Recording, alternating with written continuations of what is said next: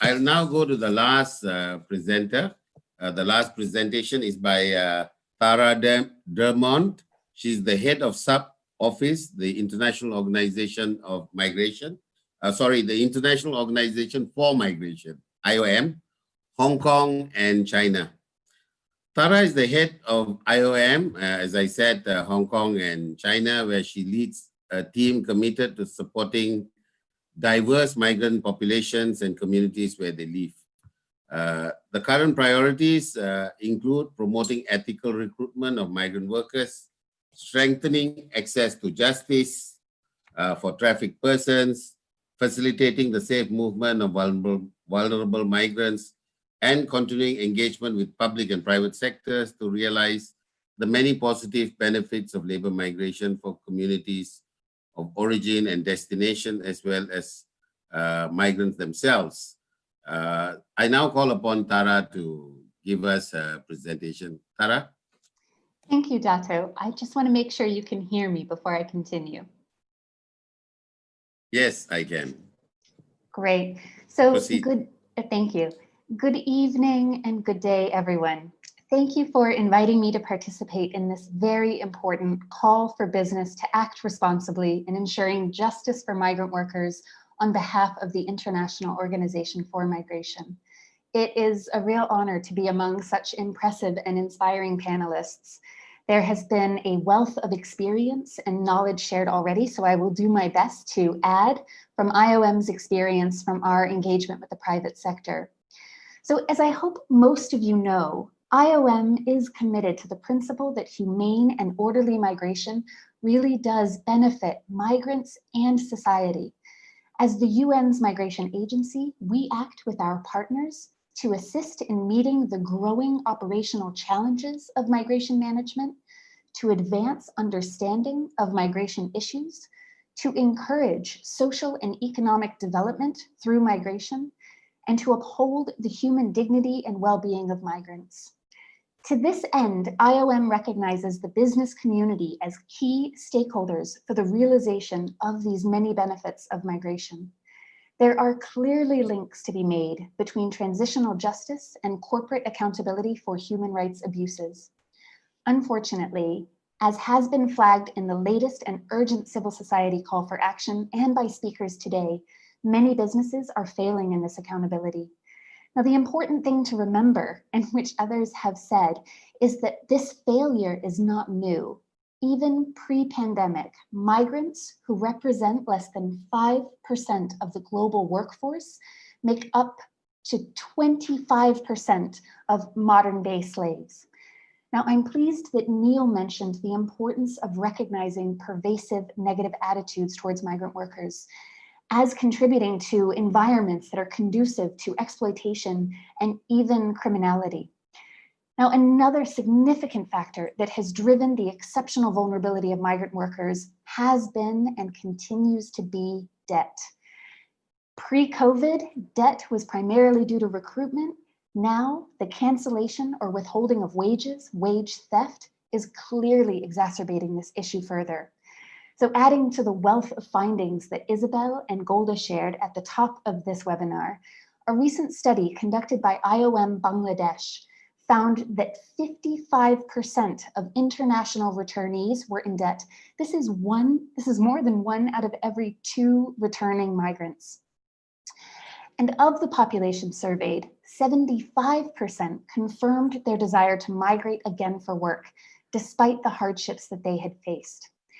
So for years now, IOM, alongside other global actors, has been working to promote the ethical recruitment of migrant workers for its incredible potential for large-scale positive impact on business as usual. The UN's 2030 Agenda recognizes migration as an important global factor for development. Objective 6 of the Global Compact for Migration is to facilitate fair and ethical recruitment and to safeguard conditions that ensure decent work. Frankly, the current impact that we are seeing from this global pandemic has served to further strengthen our resolve in this regard.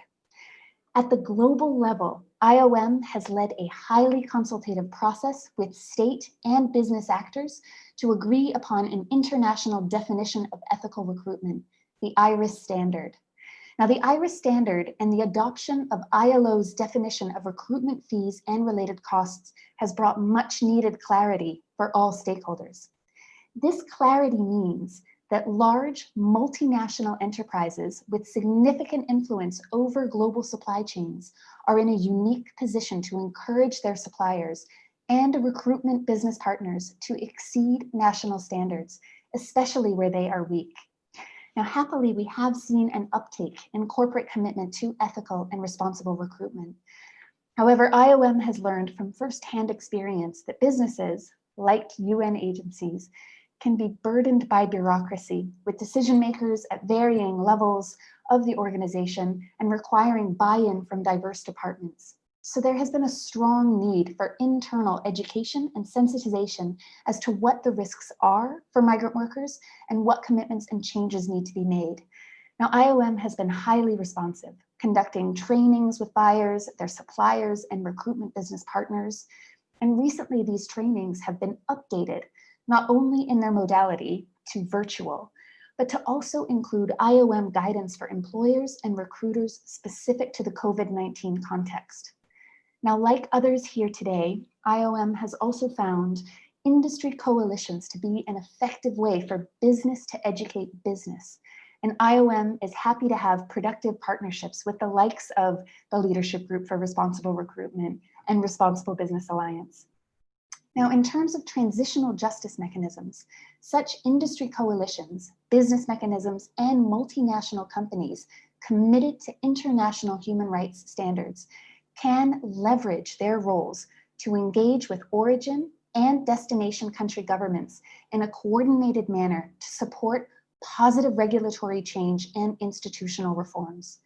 Now, of course, we hope that the Montreal guidelines that Neil referenced will be a helpful tool for this. But as Murtaza flagged earlier, such institutional reform continues to be necessary because despite the uptake in high-level business commitments, ethical recruitment remains the exception, not the norm. Now, if we are indeed looking at a significant increase to employers of recruitment costs, which could be up to 40%, as Marie cited earlier, then the role of business to advocate for institutional reforms will be even more vital for ensuring that ethical recruiters can stay in business. As is, to redress the disparities between policy and practice, IOM has been working closely with business partners to develop practical tools to help them to operationalize their policy commitments. Now, great examples of tools in development with business right now include IOM's Migrant Worker Guidelines and IOM's Due Diligence Toolkit for Ethical Recruitment. Now, the development of both of these tools has been done in close coordination with corporate buyers and their network of suppliers and recruitment business partners. Now, the brilliant thing about tools like this for implementation is that they are simple and easy for suppliers to adopt and to adapt. So especially in response to current and new challenges facing migrant workers. So for example, the due diligence tool has a recruitment fees and costs calculator. Now this calculator can easily be updated to also account for any unpaid wages or necessary living subsidies and other such costs during this time. Now, the fact that these tools are being piloted right now with suppliers across the region and even around the world means that they will be tested against current COVID-19 challenges for migrant workers. Now, IOM will be publicly disseminating these tools and more in the coming months. I'm happy to share more information with anyone who would like some. Now, in closing, and given that I am presenting from Hong Kong, where the largest and most vulnerable population of migrant workers are domestic workers, I would also like to echo the call for solidarity and social responsibility and stress that it should extend beyond a business's accountability to their direct operations and supply chain. Business leaders should consider their community's reliance on migrant workers more broadly and lend support where they can.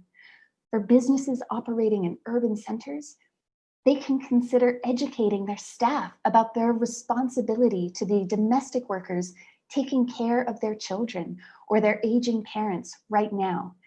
Businesses can also think about how best to expand their corporate social responsibility to mitigate the terrible impact that the reduction of remittances is having in communities of origin for migrant workers already. Now, I could say a lot more on this, but I will close here for now. Thank you very much.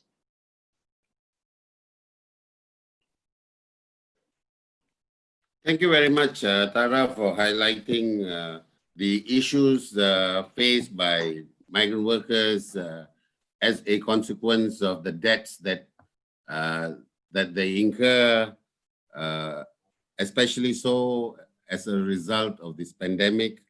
Also, the issues pertaining to ethical recruitment, fair and ethical standards that needs to be applied. And I'm especially, interested in this issue that you raised regarding industry coalitions. This is something that should be pursued vigorously and that should be encouraged. Thank you once again, Tara.